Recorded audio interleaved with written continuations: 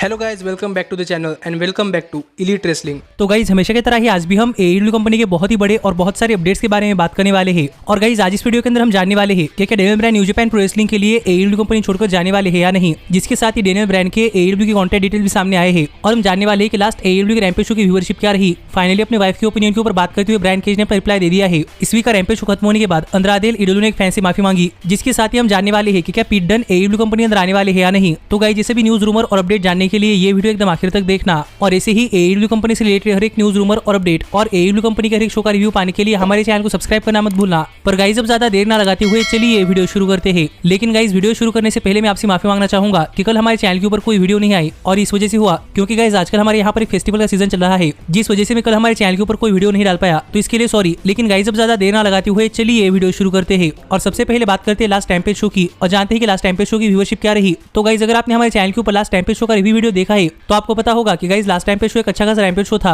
जिस rampage show के ऊपर हमें अंद्रादे एल इडोलो और पाक के बीच में एक बहुत ही बढ़िया मैच देखने को मिला और इसके साथ ही हमें एईडब्ल्यू कंपनी विमेंस डिवीजन से एक ठीक ठाक मैच देखने को मिला था और हमें शो के ऊपर होम टाउन हीरो यानी कि जॉन मॉक्सली और ब्रायन पिलमो जूनियर भी देखने को मिले थे। पर गाइज इस सब के बाद अगर यहाँ पर हम बात करें लास्ट वीक के रैम्पेज शो की व्यूअरशिप की, तो गाइज लास्ट वीक के रैम्पेज शो की व्यूअरशिप लास्ट वीक के रैम्पेज शो के मुकाबले करीब 3.73% कम हो चुकी है। और जहाँ पर लास्ट वीक के रैम्पेज शो को व्यूअरशिप मिली थी 696 के व्यूअर्स, तो यही इस वीक के रैम्पेज शो को व्यूअरशिप मिली है 670 के व्यूअर्स, जो देखा जाए तो काफी कम है और इसलिए भी हो सकता है क्योंकि इसके पहले के रैम्पेज शो कुछ बहुत ही बढ़िया रैम्पेज शो थे। लेकिन गाइज इसके बाद में रैम्पेज शो के ऊपर कुछ बहुत ही बड़ी बड़ी चीजें नहीं देखने को मिली, इसलिए प्रोबेबली हाल फिलहाल में रैम्पेज शो की व्यूअरशिप काफी कम हो रही है। और यहाँ पर ना सिर्फ रैम्पेज शो के ओवरऑल व्यूअरशिप के अंदर ड्रॉप है, बल्कि 18 to 49 एज व्यूअरशिप के अंदर भी रैम्पेज शो की व्यूअरशिप में काफी बड़ा ड्रॉप है, क्योंकि इस वीक के रैम्पेज शो की 18 to 49 एज डेमोग्राफी की व्यूअरशिप लास्ट वीक के रैम्पेज शो के मुकाबले करीब 10% कम हो चुकी है। और इस वीक 18 to 49 एज डेमोग्राफी के अंदर रैम्पेज शो की व्यूअरशिप रही 0.27 के व्यूअर्स, जो देखा जाए तो फिर एक बार काफी कम है। और माना कि हाल फिलहाल में रैम्पेज शो की व्यूअरशिप ऐसी आ रही है, लेकिन गाइज मैं चाहता हूँ कि रैम्पेज शो की व्यूअरशिप करीब 800 के से 900 के बीच में आए। पर देखते हैं कि रैम्पेज शो की व्यूअरशिप दोबारा से इतनी आती है या नहीं। पर गाइज इस व्यूअरशिप के ऊपर आपका क्या कहना है, आप मुझे कमेंट कर बताइए। लेकिन गाइज अब हम आगे बढ़ते हैं और बात करते हैं हमारे अगले अपडेट की और जानते हैं कि इस वीक का एईडब्ल्यू का रैम्पेज शो खत्म होने के बाद अंद्रादे एल इडोलो ने एक फैन से माफी क्यों मांगी। गाइज पता नहीं आपने लास्ट रैम्पेज शो देखा है या नहीं, लेकिन अगर आपने लास्ट रैम्पेज शो देखा है तो आपको पता होगा कि हमें लास्ट रैम्पेज शो के ऊपर अंद्रादे एल इडोलो और पाक के बीच में एक बहुत ही बढ़िया मैच देखने को मिला था। पर गाइज इस मैच में एक स्पॉट के दौरान अंद्रादे एल इडोलो एक फैन से जाकर टकराए थे और तब अंद्रादे एल इडोलो मैच चलने के दौरान अपना कैरेक्टर ब्रेक नहीं कर सकते थे, इसलिए तब अंद्रादे ने उस फैन को इग्नोर कर अपना मैच कंटिन्यू किया। लेकिन गाइज हाल ही में एक फैन एक ट्वीट कर बताया है कि कैसे लास्ट टाइम पे शो ऑफ जाने के बाद अंद्रादे एल इडोलो वहां पर आए और वहां पर आकर अंद्रादे ने उस फैन से माफी मांगी, जिसके ऊपर अंद्रादे ने एक्सीडेंटली अटैक कर दिया था। और ना सिर्फ यहाँ पर रैम्पेज शो ऑफ जाने के बाद अंद्रादे ने उस फैन से माफी मांगी, बल्कि यहाँ पर अंद्रादे ने सोशल मीडिया के ऊपर उस फैन से ट्वीट कर माफी मांगी और यहाँ पर अंद्रादे ने लिखा कि अंद्रादे उसकी माफी मांगते हैं और अगर वो अंद्रादे को अपना एड्रेस सेंड करता है तो अंद्रादे उन्हें अपनी खुद की टी शर्ट फ्री में भेजने वाले हैं। जो बातें कहकर यहाँ पर टेलीविजन से दूर हटकर अंद्रादे ने अपना कैरेक्टर ब्रेक कर फैन से माफी मांगी है, जो देखकर आप समझ सकते हैं कि अंद्रादे रियल लाइफ में कितने अच्छे इंसान है। और गाइस इसके ऊपर आपका क्या कहना है, आप मुझे कमेंट कर बताइए। पर गाइस जहां तक बात है मेरी, तो गाइस अंद्रादे के साइड देखकर मैं थोड़ा सरप्राइज हूँ, क्योंकि मैंने इसके पहले अंद्रादे को फैंस के लिए इतना केयर करते हुए नहीं देखा। पर गाइस अब हम आगे बढ़ते हैं और बात करते हैं हमारे अगले अपडेट की और जानते हैं कि ब्रायन केज की वाइफ के एईडब्ल्यू कंपनी को क्रिटिसाइज करने के बाद हाल फिलहाल में ब्रायन केज का इसके ऊपर क्या रिप्लाई आया है। तो गाइस अगर आपने हमारे चैनल के ऊपर 2 दिन पहले की वीडियो देखी है तो गाइस आपको पता होगा कि एईडब्ल्यू कंपनी के सुपरस्टार की वाइफ यानी कि ब्रायन केज की वाइफ ने एईडब्ल्यू कंपनी को क्रिटिसाइज कर दिया था। और यहाँ पर ब्रायन केज की वाइफ का कहना था कि एईडब्ल्यू ब्रायन केज को अच्छी तरीके से इस्तेमाल नहीं कर रही और एईडब्ल्यू को ब्रायन केज को अच्छी तरीके से इस्तेमाल करना चाहिए था, जिसके ऊपर अब तक तो ब्रायन केज ने कोई कमेंट नहीं किया था। लेकिन इसके ऊपर मेरे क्या थॉट्स है ये जानने के लिए आप ऊपर आए हुए कार्ड के ऊपर क्लिक कर आप हमारी 2 दिन पहले की वीडियो देख सकते हैं, जिस वीडियो के अंदर भी हमने एईडब्ल्यू कंपनी के बहुत ही बड़े अपडेट्स के ऊपर बात की है। पर गाइस हाल ही में ब्रायन केज का इसके ऊपर रिप्लाई आ चुका है और यहाँ पर ब्रायन केज ने अपने सोशल मीडिया हैंडल्स के ऊपर एक ट्वीट करते हुए लिखा कि किसी को भी इस चीज से कोई फर्क नहीं पड़ना चाहिए कि लोग उनके बारे में क्या सोच रहे हैं, उन्हें जो सही लगता है उन्हें वो करना चाहिए, क्योंकि आगे चलकर उनके साथ चीजें अच्छी होगी। जो बातें हाल ही में ब्रायन केज ने अपने सोशल मीडिया हैंडल्स के ऊपर ट्वीट की है, जिससे कि यहाँ पर आप समझ सकते हैं कि यहाँ पर एक तरीके से ब्रायन केज एईडब्ल्यू कंपनी को डिफेंड कर रहे हैं, पर दूसरी तरफ ब्रायन केज भी यहाँ पर अपनी वाइफ को गलत नहीं कह रहे, जो देखकर मुझे ऐसा लग रहा है कि प्रोबेबली यहाँ पर ब्रायन केज को पता है कि ब्रायन केज का एईडब्ल्यू कंपनी के अंदर फ्यूचर काफी अच्छा होने वाला है और इसलिए यहाँ पर ब्रायन केज सभी चीजें स्लोली लेना चाहते हैं। और प्रोबेबली ये बात ब्रायन केज की वाइफ नहीं पता, इसलिए यहाँ पर ब्रायन केज अपनी वाइफ को पूरी तरीके से गलत नहीं कह रहे। और मैं होप करता हूँ कि इसे ब्रायन केज की वाइफ को समझ आ चुका होगा कि एईडब्ल्यू कंपनी के अंदर ब्रायन केज के साथ सभी चीजें ठीक है और आज के बाद वो ऐसा कमेंट नहीं करेगी। लेकिन गाइस इसके ऊपर आपका क्या कहना है, आप मुझे कमेंट कर बताइए और ये भी कमेंट कर बताना मत भूलना कि ब्रायन केज की इतने स्मार्ट रिप्लाई के ऊपर आपका क्या कहना है। लेकिन गाइस अब हम आगे बढ़ते हैं और बात करते हैं हमारे अगले अपडेट की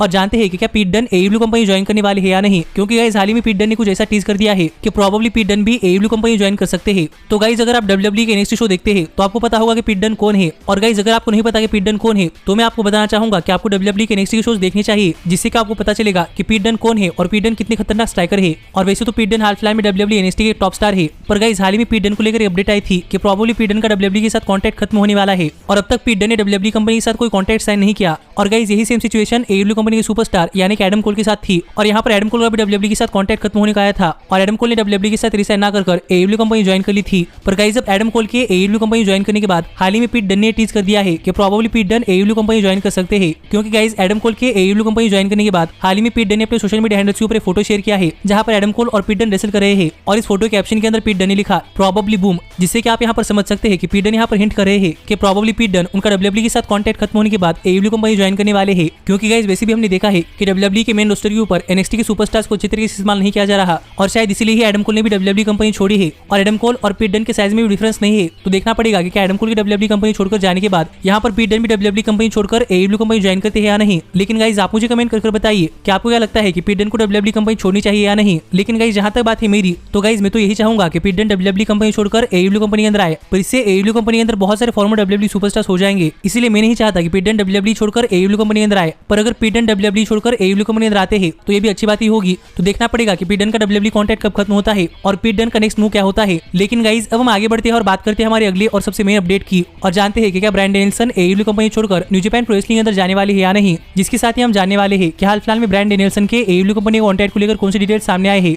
पर गाइस सबसे पहले बात करते हैं ब्रायन डैनियल्सन के AEW कंपनी छोड़कर न्यू जापान प्रो रेसलिंग के अंदर जाने की। तो गाइस अगर आप ब्रायन डैनियल्सन को यानी कि डेनियल ब्रायन को WWE कंपनी से फॉलो करते हैं तो आपको पता होगा कि Bryan Danielson New Japan Pro Wrestling के अंदर जाकर रेसल करना चाहते थे। इसलिए ही WWE ने भी ट्राई किया था कि क्यों ना WWE डेनियल ब्रायन को न्यू जापान प्रो रेसलिंग के अंदर जाकर रेसल करने की इजाजत दे, पर न्यू जापान प्रो रेसलिंग और WWE इनके बीच में कोई खास डील नहीं हुई। इसलिए डेनियल ब्रायन ने WWE कंपनी छोड़ दी और अब डेनियल ब्रायन ने AEW कंपनी ज्वाइन कर ली है, क्योंकि AEW कंपनी की न्यू जापान प्रो रेसलिंग के साथ एक डील है जिससे कि Daniel Brian New Japan Pro Wrestling के अंदर जाकर रेसल कर सकते हैं और डेनियल ब्रायन को भी यही चाहिए था। लेकिन गाइस डेनियल ब्रायन के AEW कंपनी के अंदर डेब्यू के बाद जब डेनियल ब्रायन के लेटेस्ट इंटरव्यू के अंदर डेनियल ब्रायन से पूछा गया कि क्या आप Daniel Bryan New Japan Pro Wrestling के अंदर जाकर रेसल करने के लिए AEW कंपनी छोड़ने वाले हैं या नहीं, तो इस सवाल का जवाब देते हुए डेनियल ब्रायन ने कहा कि ब्रायन चाहते हैं कि Bryan New Japan Pro Wrestling के अंदर जाकर रेसल करे और यहाँ पर ब्रायन का भी सपना है कि Bryan New Japan Pro Wrestling के अंदर काफी अच्छे सुपरस्टार बने। पर हाल फिलहाल में वर्ल्ड के अंदर जो कोविड-19 की सिचुएशन चल रही है वो देखकर ब्रायन को ऐसा नहीं लगता कि ब्रायन इतनी जल्दी न्यू जापान प्रो रेसलिंग के अंदर जाने वाले हैं। और यहाँ पर ब्रायन का कहना यह था कि प्रोबेबली यहाँ पर ब्रायन अपना थोड़ा सा टाइम लेकर यानी कि जब तक कि कोविड-19 की सिचुएशन पूरी तरीके से खत्म नहीं होती तब तक अपना टाइम लेकर और पूरी तरीके से तैयार होकर न्यू जापान प्रो रेसलिंग के अंदर जाए, क्योंकि ब्रायन हाल फिलहाल में कोई रिस्क नहीं लेना चाहते। जो बातें कहकर यहाँ पर डेनियल ब्रायन ने क्लियर कर दिया है कि डेनियल ब्रायन इतनी जल्दी न्यू जापान प्रो रेसलिंग के लिए AEW कंपनी को छोड़कर नहीं जाने वाले और जब तक कोविड-19 पूरी तरीके से खत्म नहीं होता तब तक Daniel Bryan continuously AEW company के साथ ही काम करने वाले हैं। जिस पर आपका क्या कहना है ये आप मुझे कमेंट कर बताइए। लेकिन गाइस ये बात मुझे बहुत पसंद आई है, क्योंकि जब तक कोविड-19 खत्म नहीं होता तब तक Daniel Bryan full time AEW company के लिए काम करने वाले हैं। तो अब देखना पड़ेगा कि डेनियल ब्रायन की AEW कंपनी के अंदर कितनी बढ़िया राइवलरी होती है। लेकिन गाइस हम लगे हाथ डेनियल ब्रायन के AEW कंपनी के साथ कॉन्टैक्ट के बारे में बात कर लेते हैं और जानते हैं कि हाल फिलहाल में डेनियल ब्रायन के AEW कॉन्टैक्ट को लेकर कौन कौन से डिटेल्स सामने आए हैं। तो गाइस मैंने आपको पहले ही कहा था कि डेनियल ब्रायन ने AEW कंपनी के साथ एक कॉन्ट्रैक्ट साइन कर लिया है। लेकिन गाइस अब हाल ही में रिवील हो चुका है कि डेनियल ब्रायन ने AEW कंपनी के साथ कितना लंबा कॉन्ट्रैक्ट साइन किया है। और गाइस ये जो रिपोर्ट सामने आई है रिपोर्ट हमें बताती है कि डेनियल ब्रायन ने AEW कंपनी के साथ करीब 3 साल का कॉन्ट्रैक्ट साइन किया है और अब डेनियल ब्रायन साल 2021 से लेकर साल 2024 तक AEW कंपनी के लिए काम करने वाले हैं। जो देखा जाए तो एक बहुत ही अच्छी बात है, क्योंकि गाइस अपने इस 3 साल के अंदर डेनियल ब्रायन AEW कंपनी के अंदर बहुत ही बड़े मैचेस दे सकते हैं और इन 3 सालों के अंदर हमें डेनियल ब्रायन AEW कंपनी के अंदर बहुत ही अच्छी तरीके से एंटरटेन कर सकते हैं। और अगर ब्रायन चाहे तो ब्रायन अपना कॉन्ट्रैक्ट खत्म होने के बाद दोबारा से WWE कंपनी के अंदर भी जाने के लिए टोटली फ्री है। पर गाइस अगले 3 साल के लिए डेनियल ब्रायन AEW कंपनी के लिए काम करने वाले हैं, जिसके ऊपर आपका क्या कहना है ये आप मुझे कमेंट कर बताइए। पर गाइस इसके अलावा डेनियल ब्रायन के AEW कॉन्ट्रैक्ट को लेकर कोई डिटेल सामने नहीं आई, पर ऐसे ही AEW कंपनी से रिलेटेड हर एक न्यूज रूमर और अपडेट और AEW कंपनी का हर एक शो का रिव्यू पाने के लिए हमारे चैनल को सब्सक्राइब करना मत भूलना। पर गाइस अब मैं मिलता हूं आपसे अगली वीडियो के अंदर, पर तब तक stay healthy, stay happy and keep watching elite wrestling. Hey, did you like that video? Click the screen for more. And where do you think you're going? Check out our official merchandise page and to support the entire cast. And thanks so much for being the elite. The elite, the elite. What, Nick, you're not going to sing it all with me this time?